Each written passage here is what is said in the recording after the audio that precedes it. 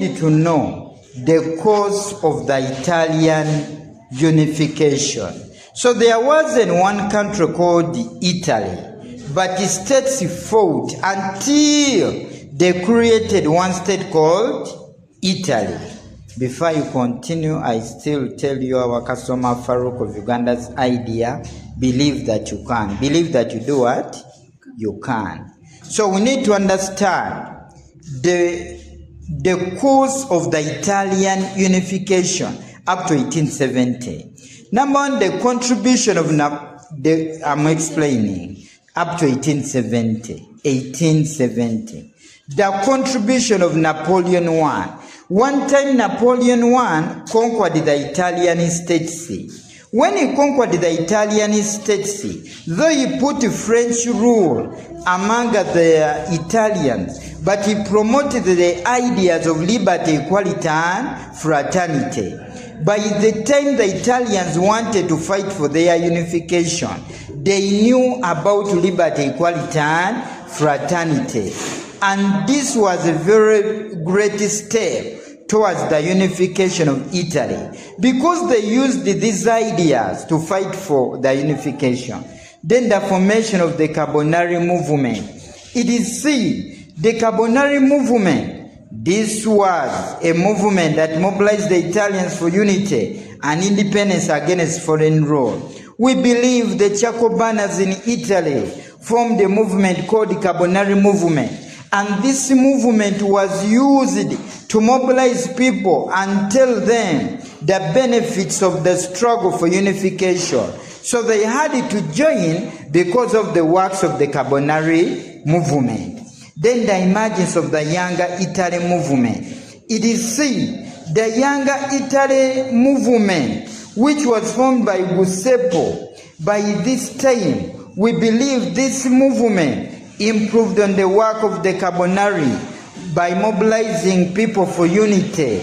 We believe by this time the Younger Italy movement mobilized people, and people had to understand the benefits of the struggle, which was a great role in the fight for the unification of Italy. Then the role of Garibaldi was vital in the unification of Italy. He was a member of the Carbonari Younger movement, and later the Carbonari, and later the Younger Italy movement. As a nationalist, he actively participated in the 1830 Carbonari uprisings. Through those uprisings, though they were crushed, but this was a very great step towards the unification of Italy. So Garibaldi was a great fighter. And through his fighting, finally Italy had to get its what? Unification. Then the fall of Metternich in 1848. Some people are fearing to join the struggle for fear of Metternich. But when Metternich collapsed in 1848, it is this that helped Italy to get its unification. In other words, when Metternich collapsed in 1848, even the cowards had to join the struggle, and this helped Italy to get its unification. Then the election of a liberal Pope Pius the 9th in 1846. A liberal Pope, a man who supported liberalism, and his great works, he sympathized with the ideas of the Italian strugglers. When he supported the struggle, even many other people had to support the struggle. And it is this that helped Italy to get its unification.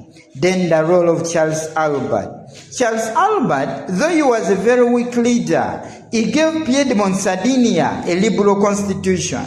When he gave Piedmont a liberal constitution, it gave people courage to fight for unification, because they were given their freedom. And this was a very great step towards the unification of Italy. Then the role of Emmanuel II. You cannot talk about the unification of Italy without Emmanuel II. So we believe by this time, Emmanuel II chose Keva as a minister and later prime minister of Piedmont. And it is this that Keva used that chance to fight for the unification. So we are saying without Emmanuel II, without Keva. So Emmanuel played a very important role to the struggle for the unification because he chose a man called Keva. The emergence of Count Camilo Keva. It is seen when Keva emerged, a man who was born in 1810 in Turin, the capital of Piedmont. When he emerged, he was a great fighter and mobilizer for the Italian unification. So Keva mobilized the people, and it is this that helped Italy to get its unification. So you cannot talk about the unification of Italy without a man called Keva. Then the Orsini incident of 1858. After the Crimean War, Napoleon III promised to help Piedmont in the liberation of Lombardy and Venetia. But it's like Napoleon III forgot. It took an Italian patriot called Orsini who tried to assassinate Napoleon III, telling him, you promised to help us, but you are not helping. And it is this that made Napoleon III to change his mind. He had to go and help Piedmont to liberate Lombardy and Venetia. Lombardy and Venetia were liberated, and this was a great step towards the unification. Then the annexation of the Free Central Duchies in 1860. Modena, Tuscany, among others. When the Free Central Duchies in 1860 were annexed to Piedmont, this was a very great step towards the unification. Then the liberation of Naples and Sicily in 1860. It is seen when Naples and Sicily were liberated by Garibaldi, it is this that made the Italian to have a smile in their faces, and the time reached, Italy had to get its unification. Because Naples and Sicily were annexed to Piedmont, and this was a very great step towards the struggle for the unification. Then the annexation of the Papal States in 1860. The Papal States, this was done by Keva through political foresight. Although he had resigned, he put courage on Napoleon III to resume supporting Piedmont. So we are like seeing the annexation of the Papal States in 1860. When the Papal States were annexed in 1860, this was a very great step towards the struggle for unification. Then the declaration of the First Italy, 1861. After liberating so many states, they were combined together, and in the year 1861, I can tell you, the first phase of the Italian unification was God. The liberation of Venetia in 1866. After the Austro-Prussian War, Prussia forced Austria to give Venetia to Italy. I can tell you, when Venetia was liberated, this was a very big step towards the struggle for the Italian unification. Then the Franco-Prussian War of 1870-71. It is said, because of the Franco-Prussian War, Napoleon I, you remember, had put his soldiers in Rome to protect the Pope.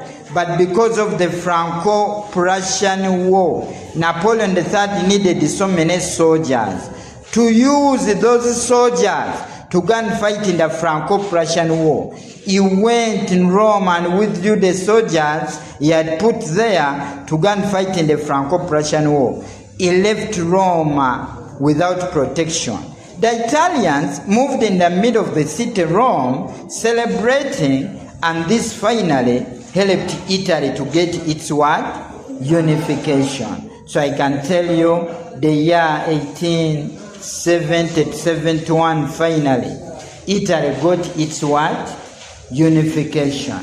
Sacrifice in terms of money, sacrifice in terms of lives, until a state called Italy got its what?